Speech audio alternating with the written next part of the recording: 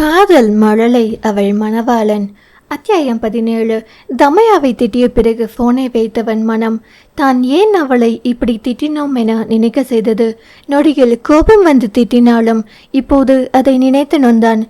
இன்னுமே தமயாவின் வாசம் அந்த அறையை சுற்றி அவனின் மனதை கொன்றது. அவனால் தாங்க முடியவில்லை. இது என்ன உணர்வு என தடுமாறினான். அவளின் உருவம் ஆங்காங்கே தெரிந்தது போலிருந்தது அவன் விழிகளுக்கு. இல்லை, அவளுக்கு என்னை சுத்தமாக பிடிக்கல. அப்படி இருக்கும்போது அவளை நான் நினச்சா அது தப்பு. அவளும் கெட்ட குணம் படைச்சவே இல்லை. குடும்பத்துக்காக எல்லாத்தையும் தாங்குறவ இணைய மாதிரி. ஏதோ என்னைய பிடிக்கல, அதனால என் மேலே கோபத்தை காற்றா. போகட்டும், இப்போ என்ன நான் குறைஞ்சு போயிட்டேன் என தனக்குள்ளே மருகி புலம்பியவன் படுக்கையில் விழுந்தான். படுக்கையில் விழுந்தவன் தலை தன்னை மீறி பக்கவாட்டில் திரும்பியது. அங்கு தமையா அதே கோபமான முகத்தோடு படுத்திருந்தாள். என்னைக்கு சிரிச்சா? இதுல நினைக்கும் போது சிரிச்சிட்டு தெரிய என வாய்விட்டே கூறி கண்களை மூடினான். இதுவரை நளனின் இந்த மாதிரியான பேச்சினை கேட்காத தமையாவிற்கு இது புதுவிதமான நலனாக தெரிந்தான். என்னைய அங்க வர வேண்டாம்னு வேற சொல்லிட்டாரே, என்ன செய்ய போறார்? ஐயோ கடவுளே, ஏதாவது தப்பா செஞ்சுட்டா என தனக்குள்ளே பயந்து புலம்பினாள். ஐயோ தப்பு பண்ணிட்ட தமையா, அவர் என்ன நினைச்சா என்னன்னு நீ உன் மனசுல இருப்பதை சொல்லியிருக்கலாம். அவருக்கு என்னை பிடிக்குதோ இல்லையோ, என்னை பத்தி நினைக்கலனாலும் பரவாயில்லன்னு நீ சொல்லியிருக்கலாம்டி என தனியாக படுத்திருந்தவள் தலையில் அடித்து அழுதாள் சத்தமில்லாமல். அவர் கேட்டதும் நியாயம்தானே, நீ அவர்கிட்ட கோபமா எரிஞ்சு விழுந்துதானே அதிகம் பேசியிருக்க. அவர் உன்னைய பிடிக்குதுன்னு சொன்னதில்ல, அதே மாதிரி பிடிக்கலன்னு இதுவரை சொல்லலையேடி. நீ தானே போன முத நாளே பிடிக்கலன்னு சொன்ன. அதை எப்படி சொன்னியோ அதே மாதிரி பிடிச்சிருக்குன்னு சொல்லியிருக்க வேண்டியதான பைத்தியம் என தன் தவறை வரிசைப்படுத்தி அடித்து கொண்டு அழுதாள். ஆனால் சத்தம் கொஞ்சமும் தாய் தம்பி தங்கைக்கு கேட்டுவிடக்கூடாது என்று மனம். நான் ஏன் இவ்வளோ சொன்னேன் கேட்டியா? இப்போ நீ ஏன் ஃபோன் பண்ணி பேசுடி என்றது. அதை கொஞ்சமும் அலட்சியம் செய்யாமல் உடனே ஃபோன் செய்தாள் தமையா. ஆனால் நளன் ஃபோனை தூக்கி போட்டு அதை சார்ஜரில் கூட மாட்டுவதற்கு மறந்திருந்தான். மனம் நொந்து ஃபோனை தூக்கி போட்டவளுக்கு எப்போது பொழுது விடியும் புருஷனை தேடி போவோம் என்றிருந்தது. பொழுது விடிந்ததும் நளன் மனம் ஆறவே இல்லை. தூங்கினாலும் தமையாவை திட்டியதை நினைக்க மறக்கவில்லை. பக்கவாட்டில் திரும்ப தமையா கண்கள் மூடி தூங்கிக் கொண்டிருந்தாள். ஒரு நொடி அதிர்ந்து எழுந்தவன் மறுபடியும் பார்க்க அவள் இல்லை அங்கு. அதற்கு மேல் பொறுக்க முடியாமல் விடியற்காலிலேயே கிளம்பி விட்டான். போனை கையில் எடுத்தவன் அது செத்து போய் கிடக்க சரி என்று அதை சார்ஜரில் மாட்டிவிட்டு கீழிறங்கினான். சங்கர் புத்தகத்தை வைத்துக்கொண்டு சாலையை வேடிக்கை பார்க்க, என்னடா படிக்காம என்ன வேடிக்கை? படிச்சுட்டு தான் இருக்கேன் பெரியப்பா என தலையை கவிழ்த்தான். சரசு வாசலில் அமர்ந்திருக்க, என்னப்பா இவ்வளோ வெள்ளனே வெளியில கிளம்பிட்ட? ஆமாம்மா, ஒரு புது வீட்டுக்கு நாளைக்கு பால் காய்ச்சணுமாம். அதுக்கு எலக்ட்ரானிக் சாமான் அனுப்பிவிட்டேன். ஆனால் அவங்க லேட் பண்ணுறாங்க. அதை நானே போய் பார்த்து கொடுத்துட்டு வரலாம்னு. வர முன்ன பின்ன ஆகும், நைட்டு நீ படுத்துடு என புல்லட்டை கிளப்பினான். நலன் கடையில் எலக்ட்ரானிக்ஸ் பொருட்கள் விற்பனை என்றாலும் எலக்ட்ரானிக்ஸ் வயரிங் அனுபவம் இருப்பதால் வீடுகளுக்கு கான்ட்ராக்ட் எடுத்து ஆட்கள் வைத்து எலக்ட்ரீஷியன் வேலை பார்க்கின்றான். பொருட்களும் மொத்தம் கான்ட்ராக்டில் விற்பனை செய்வான். அதனால் அவனுக்கு டபுள் லாபம்தான். அவனுக்கு இருந்த மனநிலையில் கிளம்பினால் போதும் என்று சென்று விட்டான். காலையில் எழுந்ததும் 8 மணிக்கெல்லாம் சமைத்து வைத்துவிட்டு அம்மாவிடம் சொல்லி கொண்டு கிளம்பினாள் தமையா. ஏண்டி இவ்வளோ சீக்கிரம் போற? பொறுமையா கிளம்பி போயேன் என்றார் சுவர்ணம். இல்லம்மா, அப்புறம் நான் லேட் ஆயிடும். இப்போ நான் சபரி கொண்டு வந்து விடுவான், நீ உடம்ப பார்த்துக்க என்றாள் மகள். எனக்கு என்னடி, நல்லா இருக்கேன். உன் முகம் ஏண்டி ஒரு மாதிரி இருக்கு? வீங்கி போய் ஒழுங்கா தூங்கலையா? நல்லா தான் தூங்குனேன், அது கொசுக்கடியாக இருக்கும். சரி, ஏதாவதுன்னா ஃபோன் பண்ணு என கிளம்பினாள். கொசுக்கடியா? அதுவும் நம்ம வீட்டில்? அம்மா, அந்த ஜன்னலை திறந்து வச்சுட்டேன், அதான். சும்மா கேள்வி கேட்காத, கிளம்புறேன் என சபரியோடு புறப்பட்டாள். நலன் 9 மணிக்கு மேல் தான் கிளம்புவான். அதனால் தான் தமையா சீக்கிரம் கிளம்பியது. சாலையில் செல்லும் போது, அக்கா எனக்கு பைக் வாங்கி தரியா? இப்போ என்னடா திடீர்னு கேட்குற? இப்போ தானே காலேஜ் போகிறேன். பாரு, அவசரத்துக்கு ஓசி பைக் தான் வாங்க வேண்டியிருக்கு. அதுக்காக இப்போ எல்லாம் முடியாது சபரி. எனக்கு சம்பளம் வரட்டும், டியூவில் எடுக்க முடியுதான்னு பார்க்குறேன்டா. தேவைப்படுதுன்னு புரியுதுடா தம்பி. அக்கா கண்டிப்பா வாங்கி தரேன் என தம்பியை சமாதானம் செய்தாள் அந்த மனநிலையிலும். சரிக்கா என்றான் சற்று மகிழ்ந்து. வீடு வரவும், அக்கா எனக்கு லேட் ஆயிடும், நீ போ, நான் கிளம்புறேன் என்றான் வாசலிலேயே. கிளம்பு, நான் சொல்லிக்கிறேன் என்று அவனை வழி அனுப்பினாள். திரும்பி பார்க்க வராண்டாவில் புல்லட் இல்லை. மனம் குழப்பத்தில் மூழ்க உள்ளே சென்றாள். ஜோதி தான் ஹாலில் அமர்ந்திருந்தாள். ஜோதி, ஐ பெரியம்மா என ஓடி வந்தாள். நல்லா இருக்கியா? சூப்பராக இருக்கேன். நீங்கள் எப்படா வருவீங்கன்னு இருந்தேன். ஆத்தா நீங்கள் வர லேட் ஆகும்னு சொன்னிச்சு என கேட்டாள். அதான் வந்துட்டேன்ல, எங்க சங்கர் என மற்றவர்களையும் காணோம் என்று பொதுவாக கேட்டாள். அவன் குளிக்க போயிருக்கான். அம்மா அடுப்படியில் ஆத்தா என்னை இழுக்க. என்ன புள்ள வந்துட்டியா? இவ்வளோ வெள்ளன வந்துட்ட, யாரோட வந்த என்னை எட்டி பார்த்தா சரசு வீட்டின் பின்னால் இருந்து வந்தபடி. தம்பியோட தான் அத்தை. எதுவும் சோழியா வந்தியா? இல்லை அம்மாக்கு இப்போ பரவாயில்லத்த, அதான் வந்துட்டேன் என்றாள் தடுமாறி. சரி சரி, உன் புருஷன் வெள்ளனை ஏதோ சோழியா போயிட்டான், ராத்திரிக்கு தான் வருவானாம் என கூடுதல் தகவல் சொல்லிவிட்டு போனார் வராண்டாவுக்கு. ஓ, அப்போ வீட்டில் நம்மளை பற்றி எதுவும் சொல்லலை போல என நிம்மதியானால். கோபம் வந்தா உன்ன மாதிரியா நடந்துப்பாங்க. துரை அப்படி இல்லை என மனம் வக்காலத்துக்கு வந்தது. என்ன தம்மியா, உன் அம்மாக்கு இப்போ எப்படி இருக்கு? போய் இதான் சாக்குன்னு தங்கிட்ட போல என கேட்டுக்கொண்டு வந்தாள் லலிதா. நல்லா இருக்காங்கக்கா என்றாள் சட்டென்று. லலிதா, அக்காவா என்றாள் கொஞ்சம் வாயை பிளந்தவாறு. ஆமா அக்கா, என்னை விட பெரியவங்க நீங்க, அதான் அக்கான்னு சொன்னேன். சாப்பாடு பண்ணிட்டீங்களா என கேட்டவாறு பையை ஓரமாக வைத்துவிட்டு அடுப்படிக்குள் சென்றாள். சாப்பாடு பண்ணாம இருக்க முடியுமா? நீ வர நாளாகும்னு அத்தை சொன்னாங்க. ஏங்கா, நீங்க தான் ஒரேதா தங்கிட்டேன்னு சொன்னீங்க, இப்ப ஏன் வந்தேங்கிற மாதிரி கேக்குறீங்க என்றாள் நக்கலாக.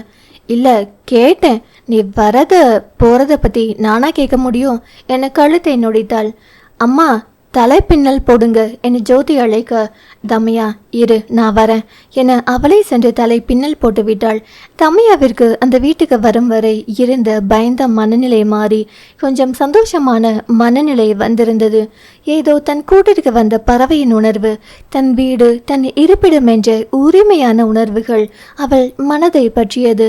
பிறகு தன் அறைக்குள் சென்றாள் பையோடு.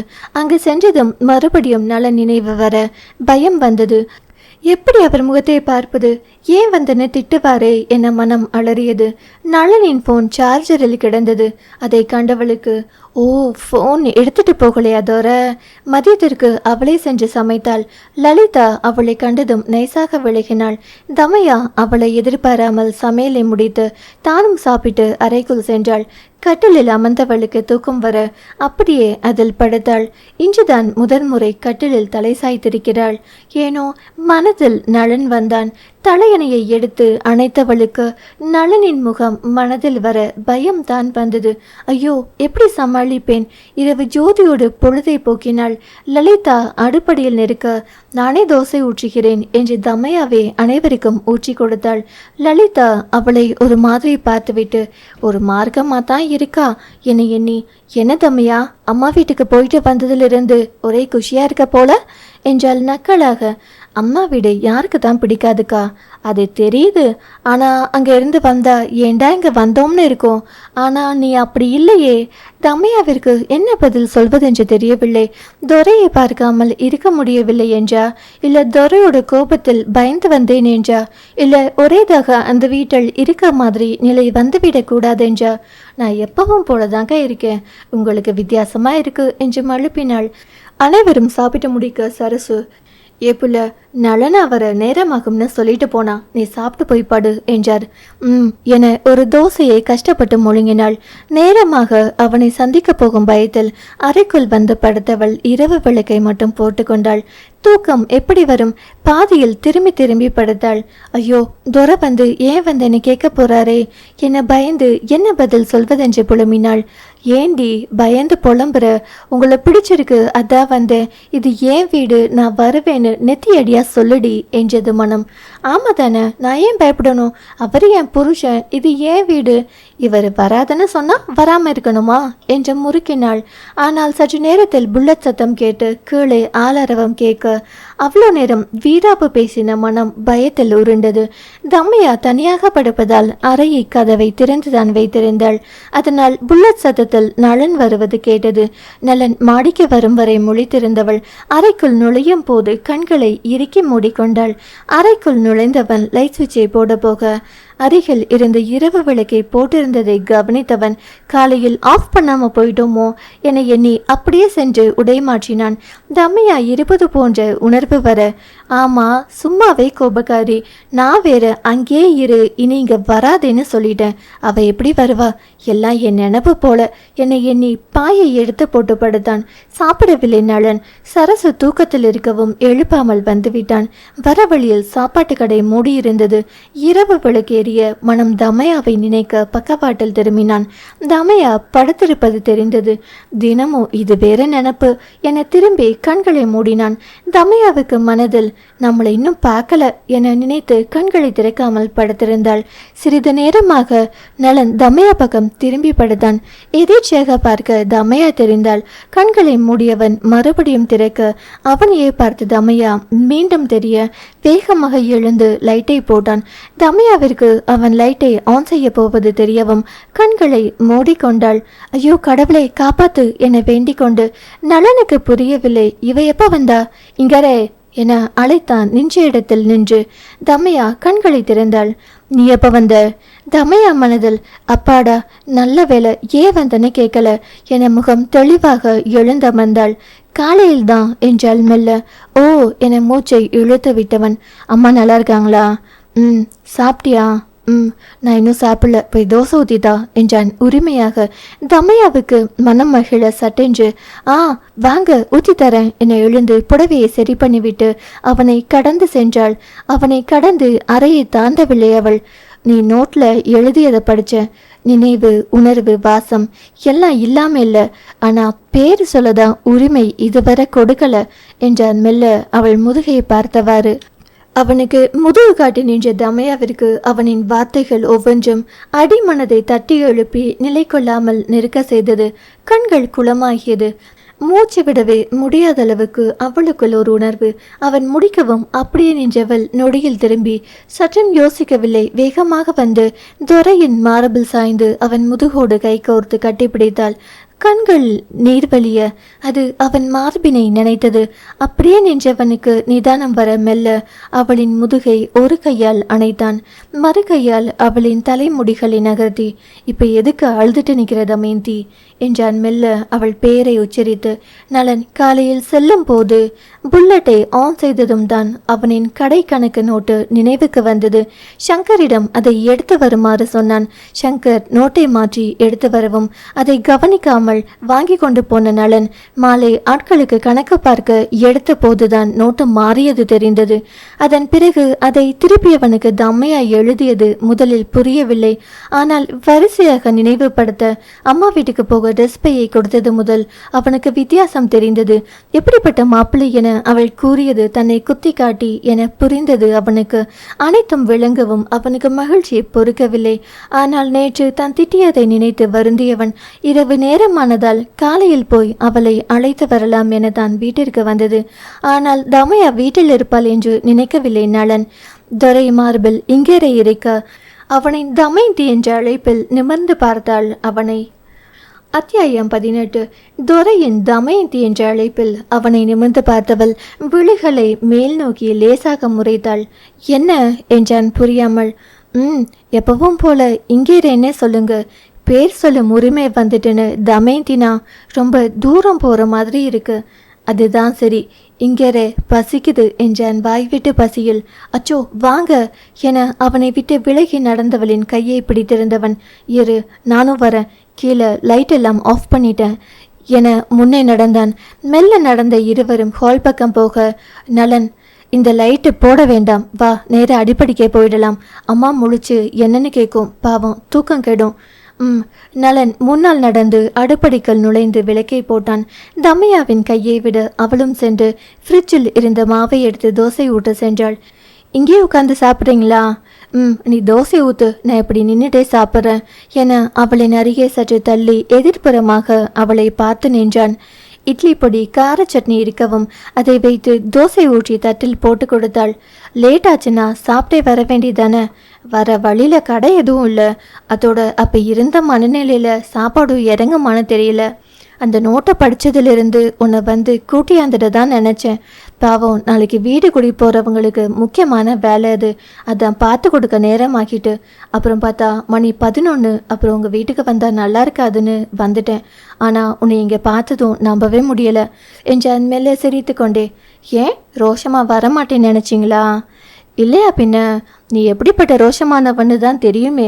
வந்த முதல் நாளே என்னை பயம் காட்டினவளாச்சே என கூறி நான் தட்டினை பார்த்தவாறு தம்மையா அமைதியாக அடுத்த தோசையை ஊற்றினாள். நலனுக்கு அவள் பதில் இல்லாமல் இருக்க அந்த பேச்சை விட்டு, நீ சாப்பிட்டியா என்றான். ஒரு தோசை தான் சாப்பிட்டேன், ஆனால் இப்போ பசிக்குது. சரி இரு, நான் சாப்பிட்டு உனக்கு தோசை ஊற்றி தரேன் என வேகமாக சாப்பிட்டான். தம்மையா அவனை திரும்பி பார்த்தவள், ஒன்றும் வேணாம், நீங்கள் பொறுமையாக சாப்பிடுங்க, நானே ஊத்துறேன் ஆனா என நிறுத்தியவள் அவன் முன் சென்று ஆ என வாயை திறந்தாள். தோசையை பேய்த்து சாப்பிட்டு கொண்டிருந்தவன் அவள் திடீரென்று வந்து ஆ என்றதும் புரியாமல் அப்படியே கையில் தோசையோடு அவளை பார்த்தான். உங்களுக்கா இது வரப்போறதில்ல, அதனால நானே கேட்டு வாங்கிக்கிறேன் தோற என அவன் கையில் இருந்த தோசையை அப்படியே தன் வாயில் வைத்து கொண்டாள். நலன் அவளின் செய்கையை பார்த்து லேசாக சிரித்தபடி நின்றான். இப்போ புரியுதா? நீங்கள் எனக்கு ஊட்டி விடுங்க, நான் தோசை ஊற்றுறேன், 2 பேரும் சீக்கிரம் சாப்பிடலாம் என அடுத்த தோசையை ஊட்ட சென்றாள். நலனுக்கு அது புதிதிலும் புதிது. கண்டிப்பாக தமயந்தியாக கேட்காதவரை அவன் தானாக செய்ய போவதில்லை. ஏனென்றால் கதையின் தலைப்புக்கே முழு தகுதியானவன். காதல் மழலை அவள் மணவாளன். தமையா எதிரில் வரும்போது எல்லாம் அவளுக்கு வாயில் தோசையை வைத்து விட்டான்.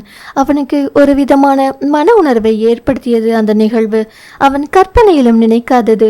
ஏதோ உழைத்தோம், சம்பாதித்தோம், குடும்பத்துக்கு தேவையானதை செய்கிறோம், இதுதான், இப்படித்தான் ஓடுகிறது வாழ்க்கை. அவனுக்கு அனைத்து சுய ஆசைகளையும் துறந்து பல வருடங்கள் ஆகியிருந்தது. இன்று தமயந்தி மூலம் அவனின் ஆழ்மனம் துளிர தொடங்கியது. எனக்கு போதும் தர, நீங்கள் சாப்பிடுங்க என்றால் அடுத்த தோசையை ஊற்றியவாறு. பசிக்குதுன்னு அவ்வளோதானா? வாங்கிக்க, இந்தா என்னை நீட்டினான். இல்லை நிஜமாவே போதும், நீங்கள் நீட்டியதால் இந்த வாய் போதும் தோற, நீங்கள் சாப்பிடுங்க. எனக்கும் இதோட போதும், அடுப்பை நிறுத்திடு. ஆமாம், அது என்ன தோற என்றான் அவளை பார்த்தவாறு.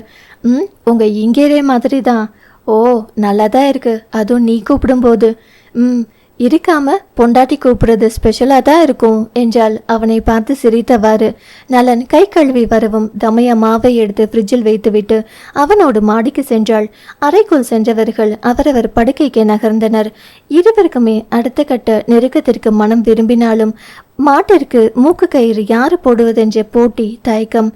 படுக்கையில் படுத்தும் ஒருவரை ஒருவர் பார்த்தபடிதான் படுத்திருந்தனர். தூங்கலையா என கேட்டான். இல்லை, உன்னை திட்டிட்டு அப்புறம் கஷ்டமாயிருச்சு. காலையில் மனசு சரியில்லாம தான் கிளம்புனேன்.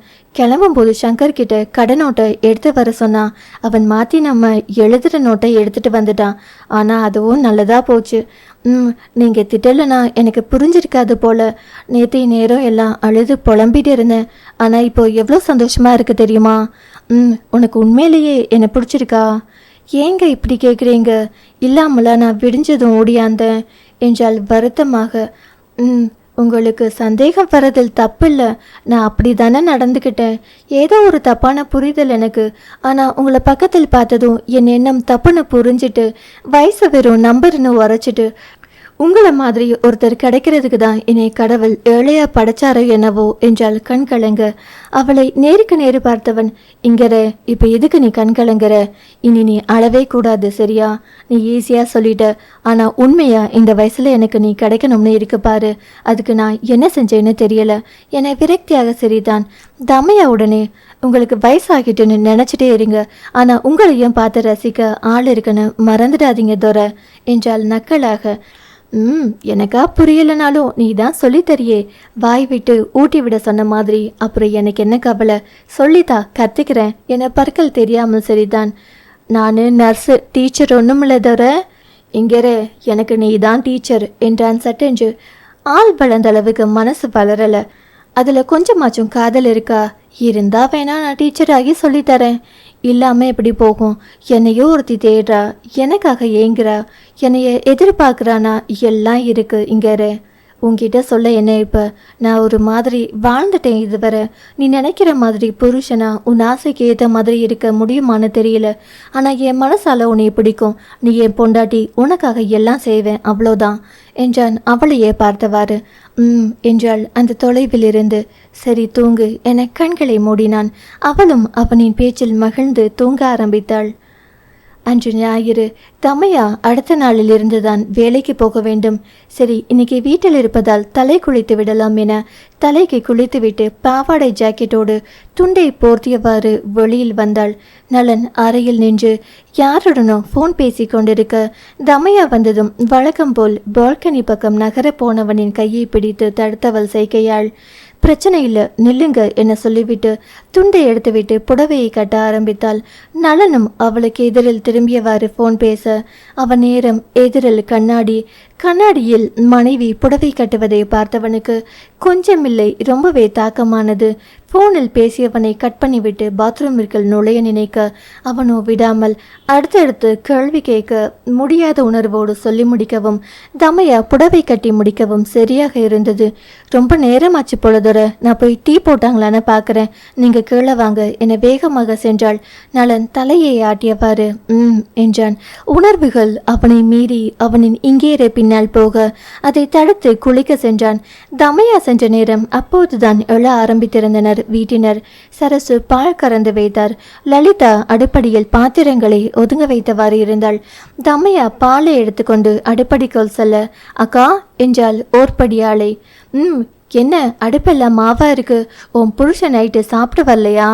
இல்லக்கா, வர வழியில கடை மூடிட்டாங்களாம், அதான் தோசை ஊற்றி கொடுத்தேன். தூக்கம் வந்துட்டுன்னு துடைக்காம போயிட்டேன், விடுங்க நான் துடைக்கிறேன். தொடச்சிட்டேன், நீ டீயை போடு, மெதுவாக சமைக்கலாம், இன்னைக்கு ஸ்கூல் தான் இல்லையே. ஆமாம், நீ வேலைக்கு போகணுமா?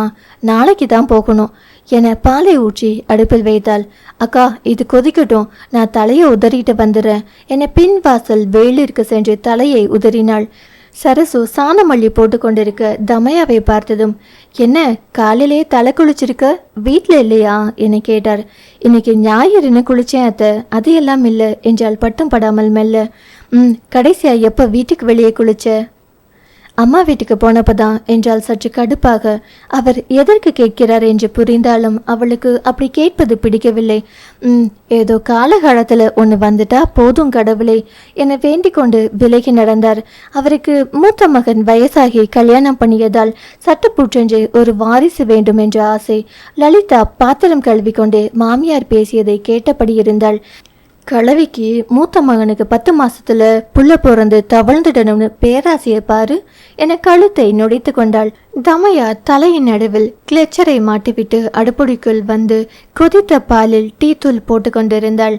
என்ன தமையா, மாமியாருக்கு பேர பிள்ளை பார்க்க அதுக்குள்ள ஆசை வந்துட்டு போல என்றாள் நக்கலாக. வயசானவங்க, அவங்களுக்கு வர ஆசைதானே அக்கா என்றாள். அவளுக்கு மாமியார் கேட்டது பிடிக்கவில்லை என்றாலும் அதுக்கு நீங்கள் தனித்தனியாக படுத்தா எப்படி முடியும் என்றவளை அதிர்ச்சியாய் திரும்பி பார்த்தாள் தமையா. என்னக்கா பேசிட்டு இருக்கீங்க உங்களுக்கு என நிறுத்தினாள் கோபமாக. நான் ஒன்றும் அறையை எட்டி பார்க்கலம்மா, காலையில் மொட்டை மாடிக்கு வந்தேன், அப்போ கதவு திறந்திருந்துச்சு, உன் புருஷன் படுத்திருந்தார், அங்கிட்டு உன் பாய் கிடந்துச்சு, நீ குளிச்சுட்டு இருந்த போல. அப்போ நான் சொன்னது சரியா? நீங்கள் தனித்தனியாக தான் தூங்குறீங்களா என கேட்டாள் ஆர்வமாக. அக்கா, எங்கள் அந்தரங்கத்தை பற்றி தெரிஞ்சுக்க ஆசைப்படாதீங்க, இன்னைக்கு கதவு திறந்திருந்தாலும் எட்டி பார்க்காதீங்க, ஏன்னா எட்டி பார்த்தா தான் கட்டிலுக்கு மறுபக்கம் கிடந்த பாய் படுக்க தெரியும் என்றால் கடுப்பாக. கொதித்த டீ போல அவளின் மனமும் கொதித்தது. நான் ஒன்றும் எட்டி பார்க்கல, கதவு திறந்து வைக்கிற அளவுக்கு உங்கள் அந்தரங்கம் இருக்கு, அதை முதல்ல பாரு. என்கிட்ட எகிரி குதிக்கிற? ஏன் வயசானவரை கட்டிக்கிட்டோம்னு வருத்தமோ? அவருக்கு சீக்கிரம் ஒரு புள்ள பிறந்தாதான் மதிப்பாங்க, உன்னையும் அவரையும் இல்லைனா வெத்து வேட்டுன்னு தான் சொல்லுவாங்க, பார்த்துக்கோ என்றால் அவளும் விடாமல். உங்கள் அதிகப்படியான கேள்விக்கெல்லாம் நான் பதில் சொல்ல தேவையில்லை, அவசியமும் இல்லை. அவர் என் புருஷன், அதை நிரூபிக்க புள்ள பெற்றாதான் நம்புவீங்கன்னா அதுக்கு வேற ஆளை பாருங்க. அடுத்த 10 மாசத்தில் புள்ளைய பெற்றுட்டா அவங்க புருஷன் பொண்டாட்டி இல்லைன்னா வெத்து வேட்டா. வெறும் பிள்ளைங்களை மட்டும் பெற்றுட்டு நிறைய பேர் வெத்து வேட்டா தான் இருக்காங்க என்றால் பட்டென்று. லலிதாவுக்கு கோபம் வந்தது. ஏய், நீ யார சொல்ற? தமையா நக்கலாக சிரித்து, நான் பொதுவா சொன்னேன். ஏன் உங்களுக்கு சுடுது? இந்தாங்க டீயை குடிங்க, ரொம்ப பேசி டயர்ட் ஆகிட்டீங்க என மாமியாருக்கு டீ கொடுக்க சென்றாள். லலிதா, அடி ஆத்தாடி, என்னம்மா பேசுறா? எப்படி என் புருஷனை குத்தி காமிச்சு பேசிட்டு போறா? இருக்கட்டும், வச்சுக்கிறேன் என வெளிப்படையாகவே புலம்பினாள். நலன் பேப்பர் படித்து கொண்டு டீ குடித்தபடி இருந்தான் ஹாலில். தமையா ஜோதிக்கு கணக்கு சொல்லி கொடுத்தாள். எதிரில் அமர்ந்து, பெரியம்மா இது எப்படி வரும்? இது என ஒரு வெற்றி பேப்பரில் போட்டு காட்டினாள். ஐ, ஈஸியா இருக்கே என இருவரும் பாடத்தை கவனித்தனர். நலன் பேப்பரை படித்து கொண்டே எதிரில் இருந்து இங்கே ரேவை அவ்வப்போது கவனித்தான். பச்சை கலரில் பிளெயின் காட்டன் புடவையும் மெஜெண்டா கலரில் முழங்கையை தொடாத பிளவுஸ் அணிந்து நடுவில் கிளச்சரில் அடக்கியது போக தலைமுடிகள் பரவலாக கிடக்க புத்தம் புது ரோஜாவாக தெரிந்தாள் அவன் விழிகளுக்கு. அவள் அறியாத வண்ணம் ரசித்து கொண்டிருந்தான். தமையா, ஜோதி நீ என்ன படிக்க போற? நானா? பெரியப்பாவுக்கு நான் டாக்டர் ஆகணும்னு ஆசை பெரியம்மா. சின்ன வயசுல இருந்து அதான் வாங்கி கொடுப்பார் விளையாட என்றால் சிரித்தபடி. தம்மையா தன் துறையை நிமிர்ந்து பார்க்கவும் திருட்டு பூனை மாட்டியது போல் முழித்தான் அவன். தம்மையா புருவத்தை சுழித்துவிட்டு, அது உங்க பெரியப்பா ஆசை ஜோதி, உன் ஆசை என்ன? என் பெரியப்பா ஆசைதான், என் ஆசையும் பெரியம்மா என்றால் சற்றும் யோசிக்காமல். தமையாவிற்கு பிரமிப்பாக இருந்தது. இந்த பிள்ளைங்களை எவ்வளோ புரிதலோட வைத்திருக்கிறான் என்று. அந்த பிள்ளைகள் பாசத்தை நினைக்கும் போது லலிதா, சாமி ஒரு பொருட்டாகவே தெரியவில்லை அவளுக்கு. ஜோதி, என் ஆசை கிடக்கட்டும், உன் பெரியம்மா கேட்கறதும் சரிதானே, உனக்கு பிடிச்சத படிடா என்றாள் நலன். சரி பெரியப்பா, அப்ப யோசிச்சு சொல்றேன் பெரியம்மா என்றாள். தம்மையா காலை உணவை சமைத்து முடித்து அறைக்கு திரும்பினாள். நலன் கண்ணாடி முன் நின்று தலைப்பாரி கொண்டு நின்றான். வேஷ்டி கட்டி கையில்லாத பனியன் அணிந்தவாறு நின்றான். சட்டை இன்னும் அணியவில்லை. உள்ளே வந்த தம்மையா, சாப்பாடு ரெடி, இன்னைக்கு கடைக்கு போகணுமா? இல்லை, அந்த புதுமனை விழாவுக்கு தான் போக கிளம்பிட்டு இருக்கேன், அங்கே சாப்பிட்டுக்கிறேன், மறந்துட்டேன் சொல்ல என கட்டிலில் அமர்ந்தாள். கண்ணாடி வழியே அவளை பார்த்தவன், என்ன ஒரு மாதிரி இருக்க என்றான். சீப்பை வைத்துவிட்டு அவள் அருகில் வந்து காலையில் நடந்ததை சொல்வதற்கு அவளுக்கு மனம் வரவில்லை.